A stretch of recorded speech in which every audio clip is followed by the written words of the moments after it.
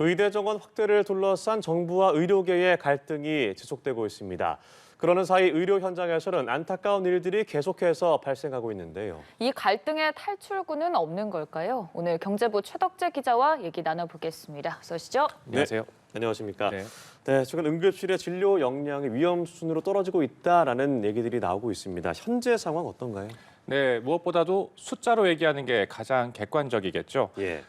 당장 위험한 수준이라고까진 하기 어렵겠지만 우려가 커지는 상황인 건 맞습니다. 의료기관이 직접 작성하는 중앙응급의료센터 종합상황판이라는 게 있는데요. 이 상황판으로 권역응급의료센터와 지역응급의료센터 총 180곳의 후속 진료 가능 여부를 분석해봤습니다. 권역응급의료센터는 상급종합병원 또는 300병상을 초과하는 종합병원 중에서 그리고 지역응급의료센터는 종합병원 중에서 지정됩니다. 한마디로 우리가 흔히 얘기하는 큰 대형 병원이라고 할 수 있겠는데요. 네. 예. 지난 5일 기준으로 이 180개 병원들 중 27가지 중증 질환 그리고 응급 질환의 진료가 가능한 곳은 88곳이었습니다. 물론 180곳 모두가 24시간 내내 중증 응급 진료가 가능한 건 아닙니다. 평시에는 109곳 정도가 가능한 것으로 알려져 있는데요.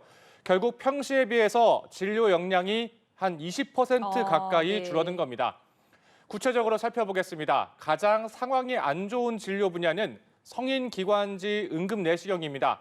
평시에 109곳에서 진료할 수 있었지만 최근 60곳으로 줄었습니다. 축소폭이 무려 45%나 됩니다. 또 중증 화상을 진료하는 응급의료센터의 경우 평시엔 44곳이 가능한데요. 최근엔 28곳으로 줄었습니다. 절반 가까이 준 거죠. 네. 또 안과 응급수술을 할 수 있는 응급의료센터는 평시에 75곳 정도 되는데 절반을 조금 웃도는 47곳으로 줄었고 또 절단된 신체를 접합하는 수술도 평시 82곳에서 62곳으로 줄었습니다. 하필이면 각종 사건, 사고가 빈번히 발생하는 추석 연휴를 앞두고 있어서 더 네. 걱정이 커지고 있습니다. 네, 그러면 이 문제를 좀 풀어가야 할 정부와 의료계의 입장에 대해서 좀 얘기를 나눠볼 텐데 먼저 정부를 좀 보면은 원래는 강경한 태도를 보였던 것 같은데 조금은 원점 재논의할 수 있다. 한 발 물러선 듯한 모습이거든요. 이게 좀 효과가 있었나요? 네, 많은 분들이 이 부분에 굉장히 관심을 많이 가졌었습니다. 네. 워낙 강경했었으니까요. 그런데 결론부터 먼저 말씀드리자면 조금 더 기다려봐야 되겠다. 네. 이렇게 말씀드릴 수가 있겠습니다. 제일 처음 이 의대 정원 확대 발표가 나왔을 때를 아마 시청자분들도 다 기억하실 겁니다. 의사들이 이례적으로 단체 휴진까지 거론하며 거세게 저항했지만 정부는 의대 정원 규모나 시기 등을 당초 계획대로 진행했습니다. 정부는 의사 증원을 결정하면서 과학적 근거로 고령화 인구 구조 변화로 인한 의료 수요 폭증, 또 수도권과 지방의 의료 접근권 격차 해소, 전문 진료의 세분화, 필수 분야의 이탈 확대, 소득 증가에 따른 의료 수요 변화 등을 들었습니다. 그때부터 지금까지 이 의정 갈등이 끊이질 않고 있는 건데 최근 나름 주목할 만한 입장 변화의 신호가 감지됐습니다. 네. 국민의힘과 대통령실이 2026학년도 의대 정원 증원 조정을 시사하고 나선 겁니다. 신호탄은 국민의힘 한동훈 대표가 쐈습니다. 한 대표는 지난 6일 의대 정원 문제로 장기간 의료 공백 상황이 발생하면서 국민 불편이 가중되고 의료 공급 체계에 대한 국민 불안이 크다면서 국민 불안을 해소하고 지역 필수 의료 체계를 개선하기 위한 여야 의정 협의체를 구성할 걸 네. 제안한다고 밝혔습니다. 여기서 주목할 부분은 당연히 의 예. 부분입니다. 그러니까 협의 대상에 의료계를 포함하겠다는 건데요. 그동안 정부는 의대 정원 확대를 위해 의료계를 포함시키려고 노력했지만 의료계의 거부로 어려움을 겪어왔습니다. 2,000명이라는 의대 정원 확대 규모나 증원 시점 등에 대한 근거를 마련할 때도 의료계는 의대 증원 백지화만을 주장하며 사실상 소통을 거부한 상황이었죠. 또 예전 의료 파업 당시 때부터 이어져 온 의료 현안 협의체라는 기구가 있었지만 사실상 유명무실하다는 게 일반적인 평가였습니다. 왜냐하면 정부와 의료계를 대표해서 의대 정원 문제를 단판 지을 수 있다고 할 만한 인사들은 잘 참석하지 않았고 또 회의를 막상 가보면 비공개 회의로 진행을 한 다음에 끝나고 의례적으로 의견 차를 재확인하는 수준에 그치는 경우가 거의 예. 대부분이었기 때문입니다. 예, 그렇군요. 그런데 이번에 한 대표의 제안에 대통령실이 화답하면서 기대감이 높아졌습니다.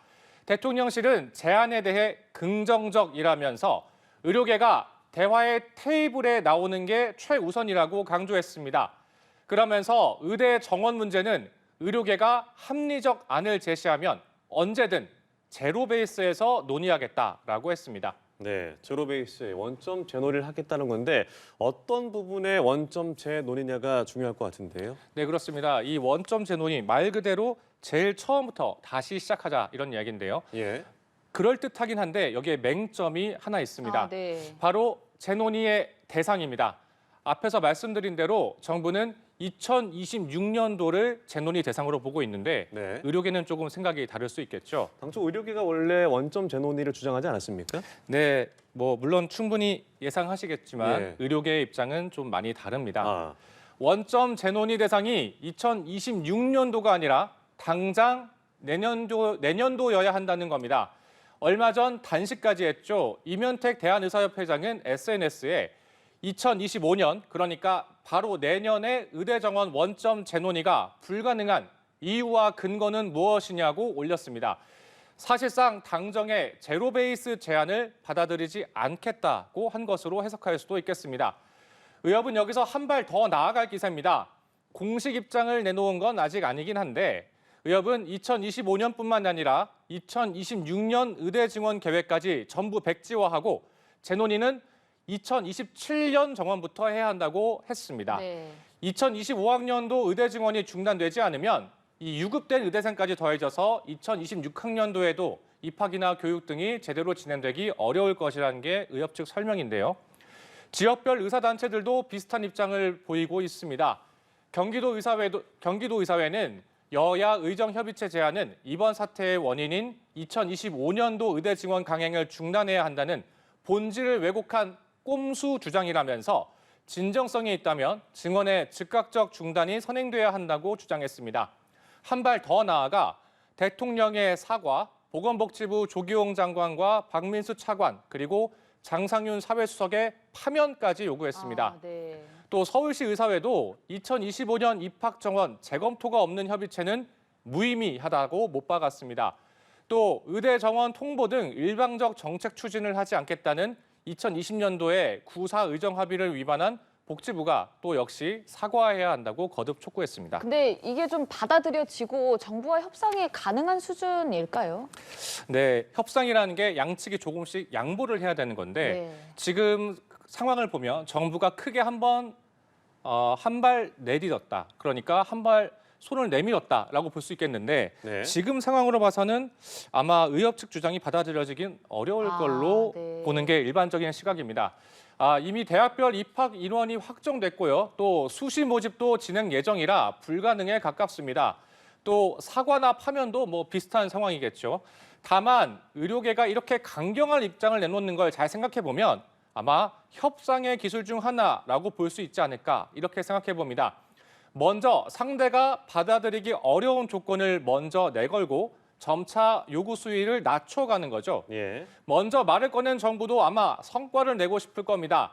마침 다음 주면 추석 연휴니까 추석 연휴를 전후해서 협상 성과가 나오길 기대해 볼 수도 있겠습니다. 또 잘 아시겠지만 추석 밥상 민심이라는 게 있으니 정부 입장에선 가능하면 추석 전에 결론을 내는 게 좋을 겁니다. 한편 여권 핵심 관계자의 말도 좀 인용해 드리겠는데요.